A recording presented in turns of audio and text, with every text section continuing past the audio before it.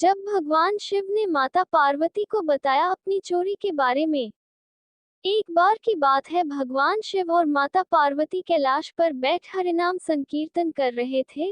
उसी समय भगवान शिव ने माता पार्वती से कहा, आज मैं आपको अपनी एक चोरी के बारे में बताना चाहता हूँ। ये सुन पार्वती जी को बड़ा अजीब लगा और वह बोली, आपकी चोरी?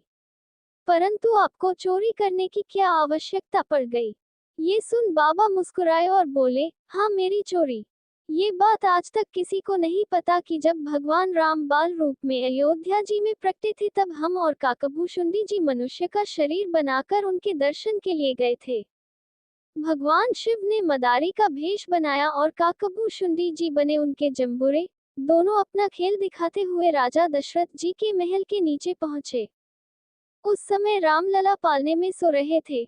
शिव जी के डमरू की आवाज सुन उनकी निंद्रा टूटी और वह शिव जी की समस्त लीला को समझ गए।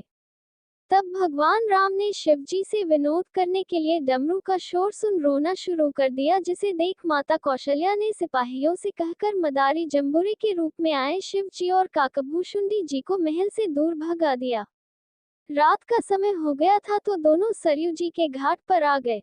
तब काकभूषुंडी जी ने आगे की योजना पूछी तो भगवान शिव ने कहा, अब कल का कल देखेंगे। अगला दिन हुआ तो भगवान शिव ने ज्योतिषी का रूप बनाया और काकभूषुंडी जी बने उनके चेले। वे दोबारा दशरथ जी के महल के पास पहुंचे और लोगों को उनका भविष्य बताने लगे।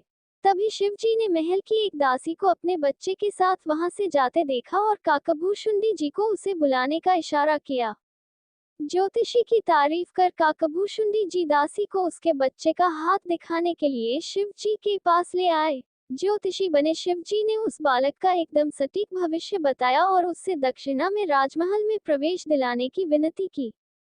दासी राजमाता कौशल्या के पास जाकर ज्योतिषी की तारीफ करने लगी। इतनी तारीफ सुन माता के मन में भी अपने लाला राम का भविष्य पूछने की लालसा उत्पन्न हो गई और उन्होंने ज्योतिषी को महल में बुलाने का आदेश दे दिया। माता कौशल्या ने उनके चरण स्पर्श कर आरती कर उन्हें भोजन आदि कराया और उसके बाद चारों राजकुमारों राम, लक्ष्मण, भरत, शत्रुघ्न को भी ज्योतिषी रूपी शिव के चरण स्पर्श कराए। भगवान शिव राम जी का दर्शन पाते ही इतने प्रसन्न हुए कि उन्हें देखते ही समाधि में चले गए। ये देख माता कौशल्या चिंतित हो उठी। तब भगवान श्री राम ने अपनी लीला से समस्त स्थिति को संभाला, जिसके बाद ज्योतिषी रूपी शिव ने भगवान राम का भविष्य बताया और वहां से विदा ली। ये समस्त कथा सुनते हुए माता पार्वती मुस्कुराने लगी, जिसे देख भगवान शिव ने उनसे मुस्कुराने का कारण पूछा, जिस पर माता पार्वती जी ने उत्तर दिया, नाथ, अगर महल की दासी न आई होती तो क्या आप महल में प्रवेश कर पाते? अरे बाबा, क्या आपने उस दासी को अभी भी नहीं पहचाना? वास्तव में भगवान शिव की रामलला की मनोकामना को पूर्ण करने के लिए माता पार्वती ने ही महल की दासी का रूप बनाया था।